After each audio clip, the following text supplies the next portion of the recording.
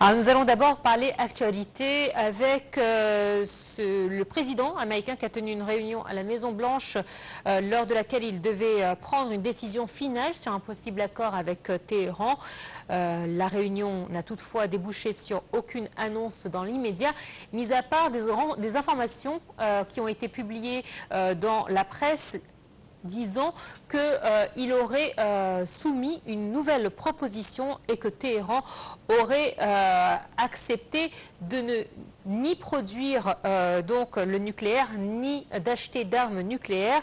En tout cas, nous avons le plaisir d'avoir avec nous par téléphone son Excellence ambassadrice Wafa Bassim, ancienne ministre adjointe aux Affaires étrangères, pour nous en parler. Bonjour. Bonjour. Très bonne fête à vous. Merci pareillement et Merci. aux téléspectateurs aussi. Merci beaucoup. Alors effectivement, nous avons l'impression d'assister à une compétition ou un match de ping-pong entre Washington et Téhéran. Chacun se lance la balle. Nous n'avons pas de déclarations concrètes puisqu'elles se contredisent de part et d'autre. Aujourd'hui, que veut réellement le président américain? Est-ce que c'est vraiment des garanties concernant la non-production ni l'achat d'armes nucléaires par l'Iran, ou bien il y a d'autres ambitions cachées derrière cette situation? Et le match de ping-pong a commencé depuis très longtemps, hein. Quelques mois déjà, depuis presque le début de la guerre, où nous avons tout le temps des déclarations contradictoires de la part du président américain, mais aussi de son administration, les différentes branches de son administration qui parfois se contredisent et contredisent les déclarations du président lui-même, les positions, certaines positions au Congrès, que ce soit au Sénat ou la Chambre des députés. Nous voyons tout cela depuis le début de la guerre. Ça n'empêche pas aussi que le côté iranien a des déclarations, qui sont des déclarations qui sont contradictoires entre elles, surtout que ce soit le gouvernement ou bien la garde révolutionnaire, ou bien que ce soit ce que dit le côté iranien versus le côté américain. Alors justement, donc, cette fracture interne, c'est une guerre de déclaration. Exactement. Dans tout cela, vous avez des éclairages en forme d'efforts de médiation que conduit le Pakistan parfois, ou la plupart du temps, ou contribue aussi Oman, Qatar, l'Égypte, l'Arabie Saoudite, la Turquie.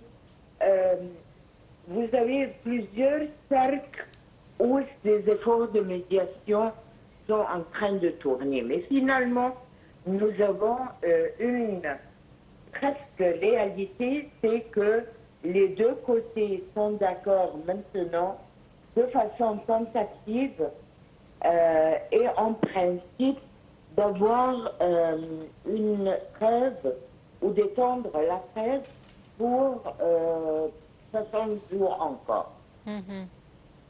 Alors justement, Votre Excellence, cette fracture interne que vous décriviez, est-ce que ce n'est pas l'objectif de départ de créer ce chaos interne pour pouvoir détruire à petit feu, on va dire, l'État iranien? En partie, oui, et déjà nous commençons à avoir quelques déclarations qui disent que aujourd'hui, il y a une personne, une autre responsabilité iranienne qui a dit que les cercles de prise de décision en Iran doivent s'élargir. Donc, l'interprétation pourrait être que il ne faut pas limiter les décisions et l'action en un seul côté, que ce soit le gouvernement, le moujid ou la garde révolutionnaire. Donc on peut faire cette interprétation-là. D'autre part, on voit aussi que du côté américain, le président américain veut renforcer sa position, surtout que les côtes et les pôles montrent un certain manque de popularité sur ce dossier particulièrement, avec la hausse des prix, le coût de la vie aux États-Unis, et le citoyen américain n'est pas habitué à des pénuries ou à des sacrifices. D'autre part, le président, n'oublions pas qu'il y a les élections de moyen terme très prochainement. Effectivement. Et là aussi, il vise certainement une victoire, ce qui paraît très difficile pour le moment. Et puis, il y a sa position et son image comme président américain, comme Donald Trump, mais aussi l'image des États-Unis d'Amérique en dehors, l'image qui est projetée. Est-ce que c'est le pays le plus fort? Est-ce que c'est le président le plus fort? Est-ce que c'est le maître du monde entier? Il tient à garder cette image, mais cette image n'est pas maintenant compatible avec les positions et les déclarations et les événements qui se passent sur ce front États-Unis d'Amérique. Donc nous avons ça. Nous avons un soi-disant plan de 14 points qui devrait être la feuille de route pour commencer les négociations. Le côté américain veut tout. Donc, il veut les détroits de Hormuz et la liberté de circulation maritime sans avoir à payer des impôts ou à payer des prix, là, des frais. Il y a le dossier nucléaire en entier, que ce soit l'acquisition d'armes nucléaires ou le développement de capacités nucléaires au-delà de besoins pacifiques, ou le transport de l'uranium hautement enrichi. Et puis, il y a la continuité. En loi, il y a le changement de régime. Le coût de l'énergie. Vous avez plein de dossiers là et plein de buts que le côté américain veut réaliser sans donner des concessions quelconques. Du côté iranien, vous avez la même chose. Le côté iranien, il est prêt à ouvrir le détroit de Hormuz avec des conditions. Il est prêt à discuter, ou on le dit, à discuter un peu sur le nucléaire, tout en se référant aux accords de 2015, mais il tient à enlever les sanctions, à avoir la liberté de mouvement, à avoir des compensations pour les pertes économiques qu'il a eues, à aussi participer dans la structure possible dans l'avenir, une structure sécuritaire du Golfe. L'arrêt des frappes israéliennes et attaques israéliennes sur le Liban.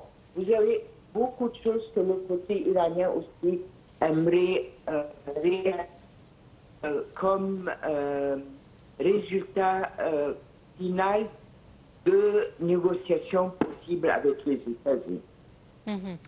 C'est vrai que l'absence médiatique également de l'ayatollah, qu'on dit affaibli à cause d'une blessure, fait que l'Iran est un petit peu fracturé. Elle n'a pas de personne qui les guide, entre guillemets, et c'est vrai que ça aussi, ça joue dans l'intérêt des États-Unis.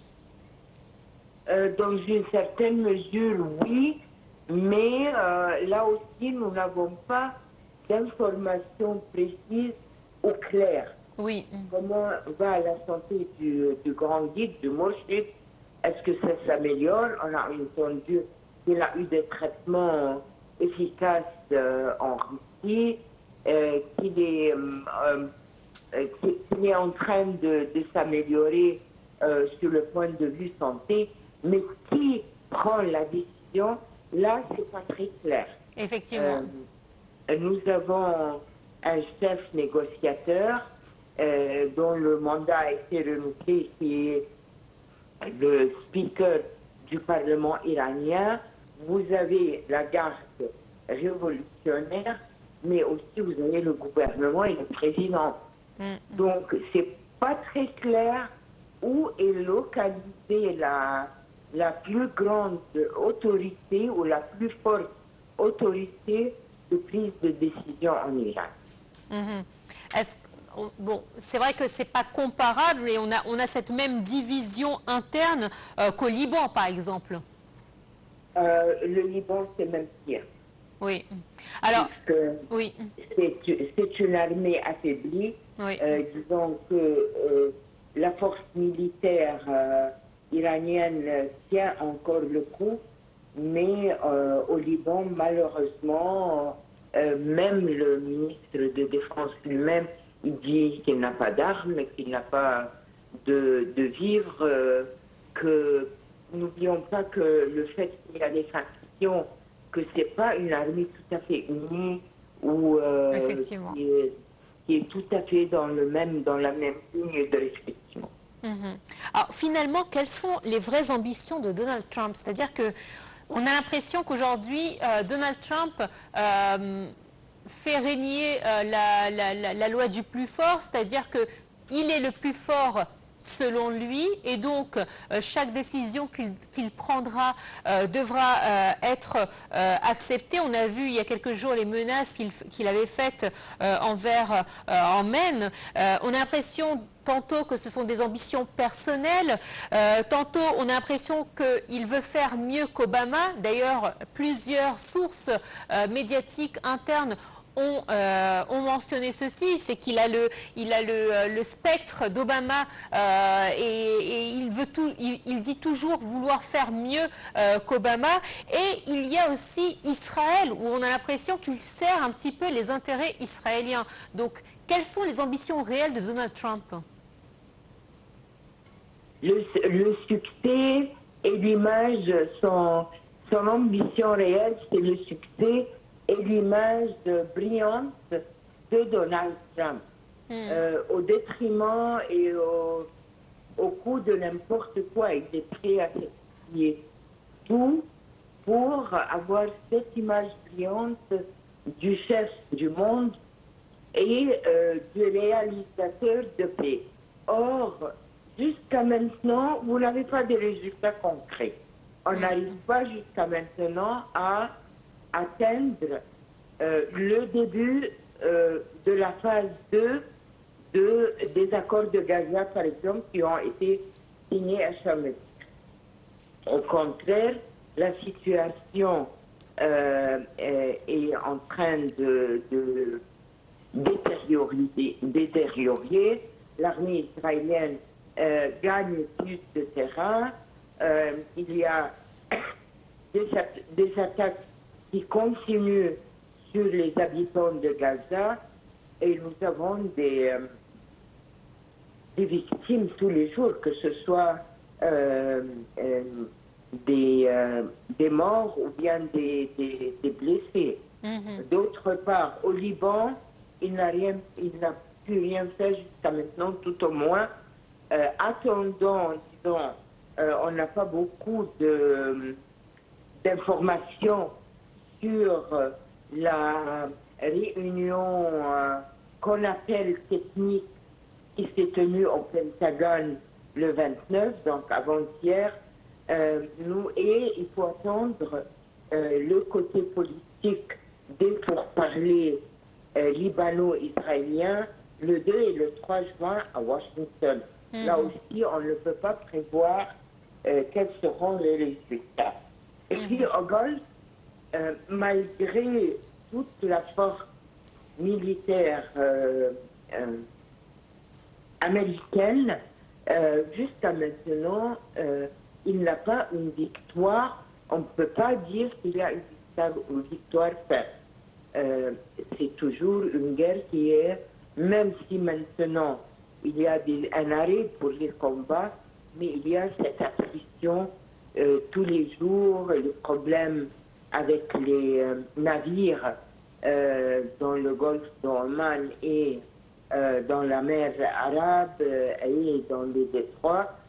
Aujourd'hui, même ce matin, il y a un navire qui porte le drapeau de la Gambie qui a été visé par la marine américaine pour l'arrêter et l'empêcher de rentrer dans le détroit d'Ormuz.